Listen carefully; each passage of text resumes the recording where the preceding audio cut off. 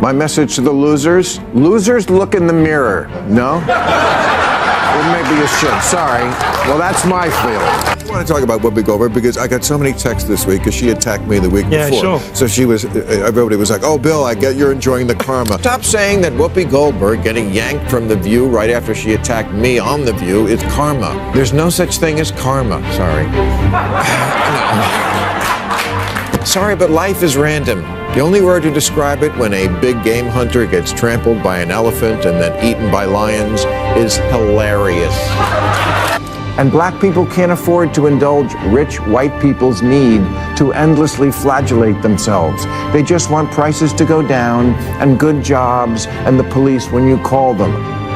Well, if he's right, then why didn't people vote for the former prosecutor who actually had policy plans to help the working class? I mean... The View was frantically trying to make a comeback after Maher's most recent takedown, but none of their strategies were successful. Rather than responding to his arguments, they dug for dirt, but they found nothing. What are your thoughts? Is The View avoiding substantive discussion, or is Maher simply expressing what many people are thinking?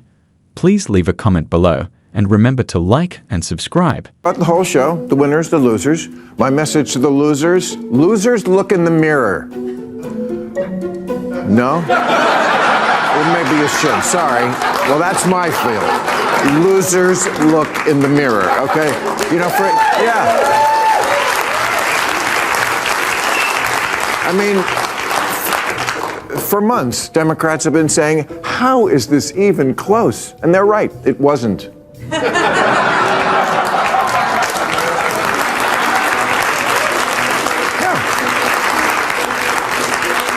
They could not conceive of a second Trump term, but they should have. When does America ever turn down second? I mean, come on. Without holding back, Maher brutally and honestly turned the debate back on them.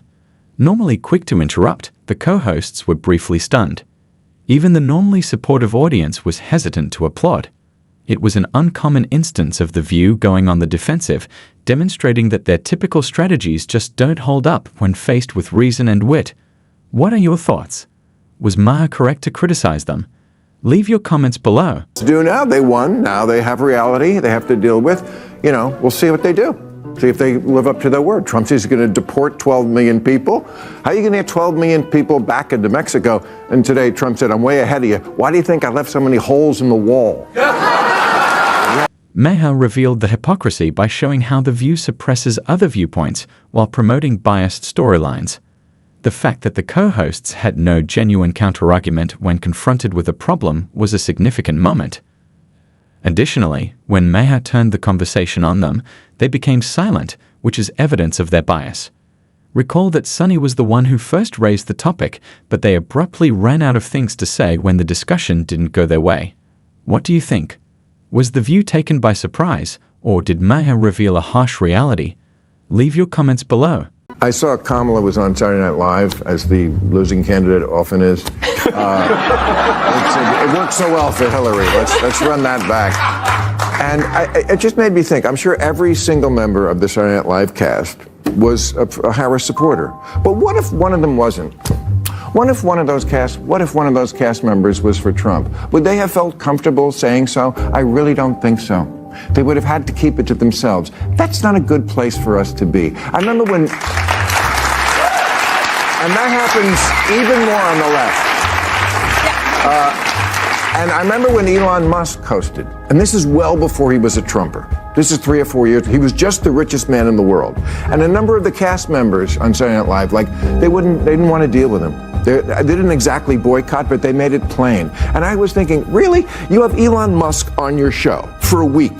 You could talk to one of the most interesting, brilliant people the world has ever produced, even about this issue that bothers you so much, that he's so rich and lots of people aren't. But no, you don't want to even deal with him. That's what I hate about the left. You're brats. You're brats and you're snobs, and people don't like that. Rarely did The View have a retort. No sarcasm, no interruptions, just quiet. Maher revealed how they suppress everything that doesn't support their objective in addition to challenging their narrative. This is the hard reality for the left, who say they embrace discussion but freeze when someone like Maher challenges the status quo. In contrast to The View, Maher only pointed out Whoopi's and everyone else's mistakes were and never advocated for their silence. Have you ever witnessed such opposition at The View Wallow without immediately shutting it down? Most likely not. Tell us what you think. Israel 5 times, they've started 5 wars since they were given that land back. They could have chosen to turn that place into any place they wanted to, and they took a lot of money that they took from the international community and they spent it on bombs and guns and building tunnels. So if they need to be destroyed, how do we do that? It's a war. I don't know how to do that, and you don't know how to do that. I assume the Israeli Of course, everybody is, but that's what happens in a war. Here's a way to stop that. Stop attacking Israel. Joy and Whoopi appeared to be in full disbelief at what they were hearing. The problem is that they weren't surprised that Maher was mistaken. They were taken aback since he was correct. Maher wasn't arguing a party line, rather he was highlighting a basic reality. The government they support has exacerbated tension rather than diffused it.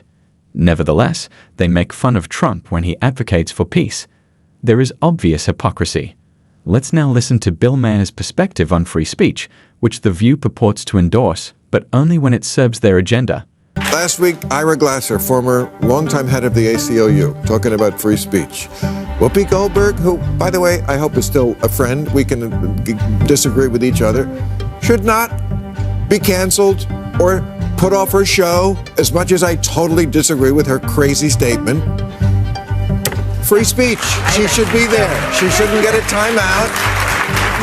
Not every single thing has to be for everybody. Right. We can have platforms that have stuff on them that not everyone on that platform or who consumes stuff on that platform enjoys. And The View is a particularly weird place to do a cancellation. It's called The View? It's called The View. It's not called The Facts. Yeah, but isn't it interesting that it's called, I don't think they meant this when Barbara Walters invented it a long time ago, but it's The View. Well, that's the problem in America. But there is one view, right, and one that's clearly true opinion, and everybody else can go sit in the corner. That's correct. That's right. Maher's statement was confirmed when The View doubled down rather than have an open conversation. They shut down opposing viewpoints instead of tolerating them. Maher did not advocate for Whoopi's cancellation or silencing. He only held her responsible, which they say they endorse, until it's directed at them. Their uneasiness stemmed from being exposed, not from disagreement. Real argument ultimately comes down to having the ability to take criticism. The View wouldn't disintegrate the instant someone questioned their story if they genuinely supported free speech. A very different opinion. And the answer is not to make them sit in a corner for 2 weeks. That is insulting. It's so insulting to make a 65-year-old, the person at ABC News said, I've asked her to take time to reflect and learn about the impact of her comments. Reflect. How insulting for someone of her age, who's a sophisticated person, and the impact of her comment. There is no impact. There aren't neo-Nazis waiting for the green light from the lady on The View to go out and do a new crystal knot.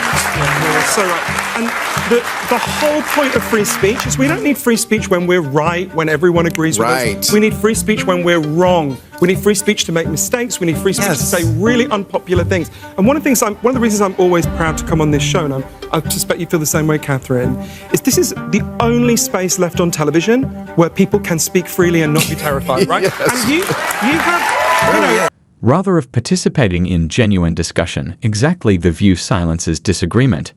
When someone questions their story, they either become antagonistic or shift the topic. They weren't prepared for a counter-argument they couldn't ignore, thus Bill Maher's attack was unusual. And when confronted with unfavorable facts, quiet, because they understood in their hearts that they had no actual disagreement. But his whole point is they didn't vote for him because of racism and misogyny. They voted for him because they felt like, I think the biggest common denominator in this election is people want a good life and ability to provide for their family. Well, and whether we agree or not with Donald Trump's plans, Black people they thought that he was one of the reflective. poorest demographics in this country, but they voted for Kamala Harris. But there was a split, and more of them voted for Donald Trump than had historically. I think that there's such a desire. If you really think the vast majority of this country voted because of racism and misogyny, you're missing it. Most of my family, a lot of my family doesn't have college degrees. But the stats are the stats. But that's not, it doesn't say I'm white, I voted for Donald Trump because of racism. That's not what stat. What stat are you talking about? Let me just dissect the two. Yes, you can. There's a lot Hold on. Jason. Calm down, everybody. The cycle is the same. Any viewpoint that The View doesn't like is shut down. When Bill Maher called them out, they avoided arguing instead. Why do they find open communication so difficult? Is it an attempt to maintain their echo chamber or a dread of actual debate? Leave your comments below. Remember to like and subscribe as well.